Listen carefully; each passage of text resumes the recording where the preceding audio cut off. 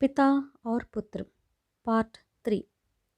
सूर्यप्रसाद को तिजोरी की चाबियों की खोज करते देख सत्यनारायण देखता ही रह गया। तिजोरी की चाबियां तुमने देखी है? पिता ने सिर उठाकर पुत्र की ओर देखते हुए पूछा। हाँ, मैंने छिपा रखी है, सत्यनारायण ने कहा। तुमने छिपा रखी है? चलो दे दो मेरे हाथ, सूर्य प्रताप ने कहा। देखो, मेरे साथ तमीज से बात करना सीखो, समझे? आज तक तुमने मुझे बहुत भोला समझ रखा है। आइंदा तुम मेरे साथ इज्जत से बात न करोगे तो मैं चुप नहीं रहूँगा। तुम्हें पकड़कर अच्छी मरम्मत करूँगा। अब तुम्हें पीटना मेरी बारी का काम है। आज तक तुम अपनी ही चलते रहे, अब आइंदा मेरी चलेगी। मैं जो चाहूँ वही इस घर में होगा, समझे? पुत्र ने धमकी दी। मेरी इज्जत की बात चाहे जो हो, मुझ जैसे बड़े आदमी का तुम अपमान कर रहे हो। यदि यही रवैया रहा तो रसोईन से लेकर सब कोई मेरा अपमान करेंगे, मेरी इज्जत धूल में मिला देंगे। मैं वह सहन नहीं कर सकता। तुमने अपने को क्या समझ रखा है? हमारे रूप अदल बदल गए, इसका कितना नाजायज फ़ायदा उठाओगे? सूर्य प्रसाद ने कहा। मुझे जैसे होगा वैसे मैं घर के मामले निपटा लूँगा। तुमने इससे पहले मेरे हाथ कभी एक कौड़ी तक नहीं थी, अब तुम भी समझ सकोगे। कल से मेरी जगह तुम ही पाठशाला में जाकर पढ़ाई करो। तुम्हें भी पता चल जाएगा कि मास्टर जी कैसे क्रूर आदमी है। मैं स्कूल जाने से क्यों कतराता था, यह तुम अब समझ जाओगे। अब स्कूल के मज़े खूब छक लो। सत्यनारायण अपनी ही बात चलता रहा। यह सुनकर सूरज सिंह जल भून कर रह गया।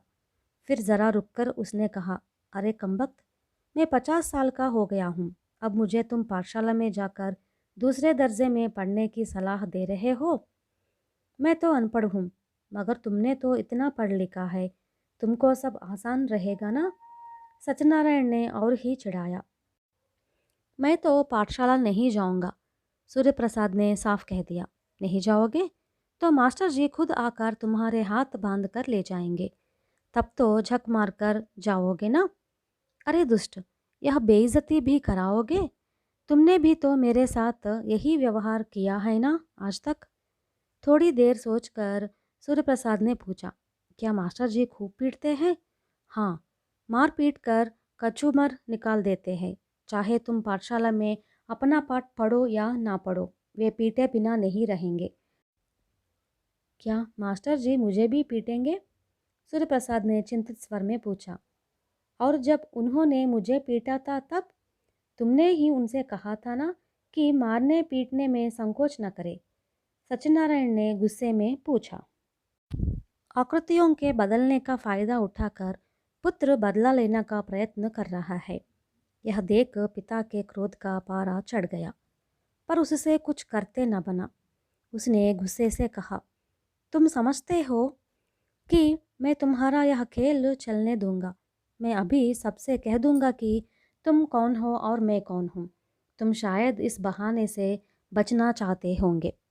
इस पर सत्यनारायण ठहाके मार मार कर हंसने लगा। उसकी हिम्मत भी अब बढ़ने लगी।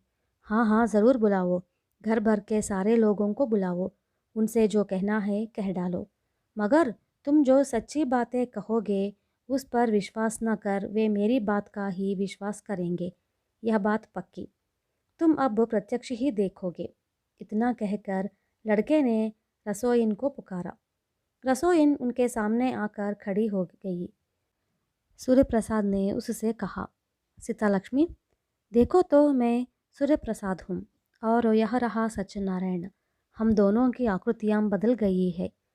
रसोईयन ने नाक पर उंगली रखकर उससे कहा, अरे कमबख्त, अब तुम्हारी पिटाई निश्चित है। सत्यनारायण रसोईयन को देख मुस्कुराते हुए बोला, यह सत्यनारायण भूख से परेशान है, इसलिए वह इस प्रकार बकवास कर रहा है।